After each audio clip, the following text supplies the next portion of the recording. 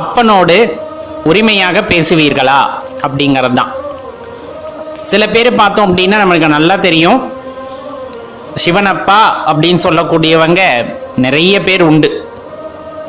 அப்பா எனக்கு அப்படிங்கிறது அப்படி சொல்லும் போதே ஆனந்த கண்ணீர் வரும். அப்படி கண்ணை மூடிக்கிட்டு அவரை நினைக்கும் போதே அப்படியே ஒரு ஆனந்தம், பரவச நிலை அப்படிங்கிற மாதிரி வந்து நம்ம மனசுக்குள்ள ஒரு பட்டாம்பூச்சியெல்லாம் பறக்கும். அப்படி ஒரு சந்தோஷம் சிவனப்பா அப்படின்னு சொல்லும்போது.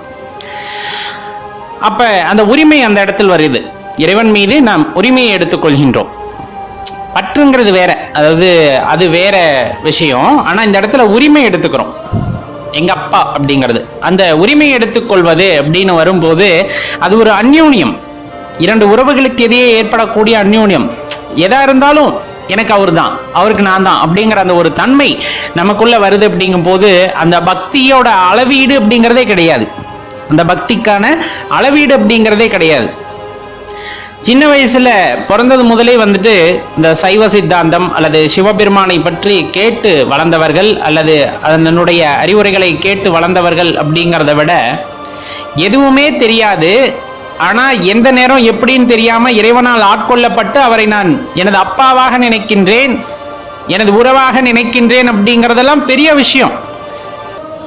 ஏன்னா படிப்படியா கேட்டோம் அப்படின்னா நம்ம மனசுக்குள்ள வந்துட்டு எல்லாமே இறங்கும். அப்ப அதன் வழியா வந்தது அப்படிங்கும் போது அது ஒரு பெரிதாக தெரியாது. நிறைய நான் கேட்டே வளர்ந்தேன், அதனால என் மனசுக்குள்ள அந்த பக்தி இருக்குங்கிறது வேற. எந்த சூழ்நிலையிலும் எப்படிப்பட்ட சந்தர்ப்பத்திலும் வந்து நமக்கு அதற்கான வாய்ப்புகள் இல்லாமல், இறைவனை பற்றி கேட்டு உணரக்கூடிய வாய்ப்புகள் இல்லை, அவரை சென்று பார்த்ததில்லை, அவரை பற்றின அறிவுரைகள் எதுவுமே இல்லை. ஆனா என்னன்னு தெரியல, அவரை பார்த்ததுமே மனசுக்குள்ள ஒரு பரவசம், அவரை பார்த்தமே என்னோட உறவுன்னு தோணிருச்சு, அவர் மேல அளவிட முடியாத பக்தியானது உண்டாகிவிட்டது. அப்படிங்கிறதெல்லாம் அவரோட கருணை இருந்தால் மட்டுமே நடக்கும், அவருடைய கருணை இருந்தால் மட்டுமே நடக்கும். அப்படியே நம்ம சொன்ன மாதிரி ஏற்கனவே இறைவனை பற்றி அறிவுரையை கேட்டிருக்கிறேன், அவரை பற்றி உணர்ந்திருக்கிறேன், இந்த மாதிரி எத்தனை விடயங்கள் வந்தாலும் அவர் மீது பக்தி செலுத்துவதற்கு அவர் அனுமதி அளிக்க வேண்டும். ரெண்டுமே பெரிய விஷயம்தான். நம்ம என்ன சொல்றோம் அப்படின்னா அந்த ஒரு உரிமையை எடுத்துக்கொள்ளுதல் அப்படின்ட்டு. இப்போ உரிமைனா நம்ம போய் காசை கொடு, பணத்தை கொடு அப்படி இப்படின்னு எதுவுமே கேட்க போறது இல்லை. இறைவன்கிட்ட போயிட்டு அதுவும் சிவபெருமான்கிட்ட போய் நம்ம எதுவும் கேட்கணுமான கேட்க போறதும் இல்லை. அப்படி வந்துட்டு ஒரு உணர்வு நமக்கு ஏற்படும் அப்படிலாம் கிடையாது. அதிகபட்சமா பார்த்தோம்னா நம்ம கேட்கறது போய் நின்னதுமே மனசுக்குள்ள ஒரு அமைதி. அந்த இடத்துல அவர் நம்ம பக்கத்துல நின்றுக்கிட்டு மெதுவா நம்மளை அப்படியே தடவி கொடுக்கறது, அவரோட ஸ்பரிசம் நம்ம மேல படுற மாதிரியான ஒரு உணர்வு. அந்த உணர்வு ஏற்படும் பொழுதே உடலெல்லாம் சிலிர்க்கும், என்னன்னே தெரியாத ஒரு உணர்வு. ஐயன் வந்து நம்மை அப்படியே வந்துட்டு அணைத்து கொண்டது போல ஒரு உணர்வு நமக்கு ஏற்படும். அது எல்லாம் ஆலயங்களிலும் சரி அல்லது இருக்கிற இடத்துலயே மனசை அமைதியா வச்சு அப்பா பெருமானே சிவபெருமானே அப்படின்னு சொல்லும் போது நீங்க நின்றுகிட்டு இருந்தா உங்க பக்கத்துல உங்க கையை பிடிச்சிக்கிட்டு நின்றுகிட்டு இருக்க மாதிரியான ஒரு உணர்வு.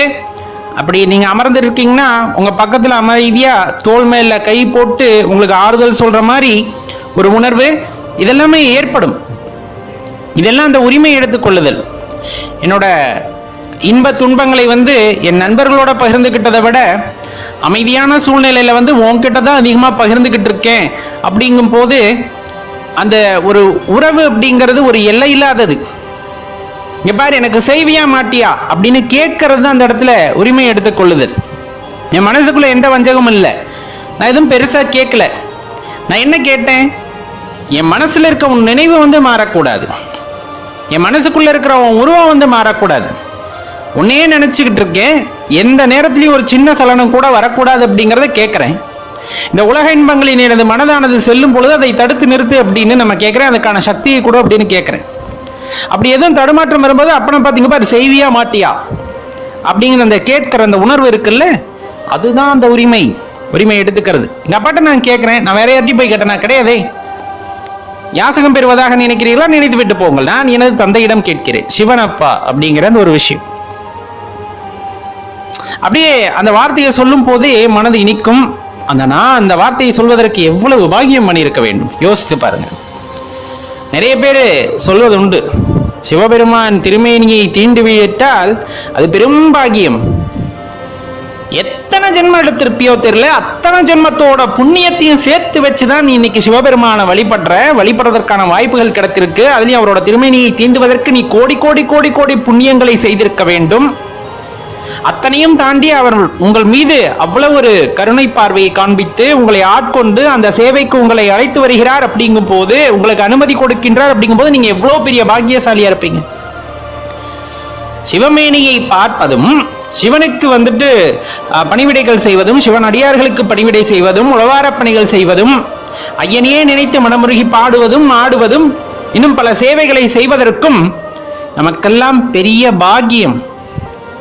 முற்காலத்திலே பெரிய பாக்கியத்தை செய்ததால் தான் அவர் ஆலயத்தில் நம்மால் கால் எடுத்து வைக்க முடிகிறது.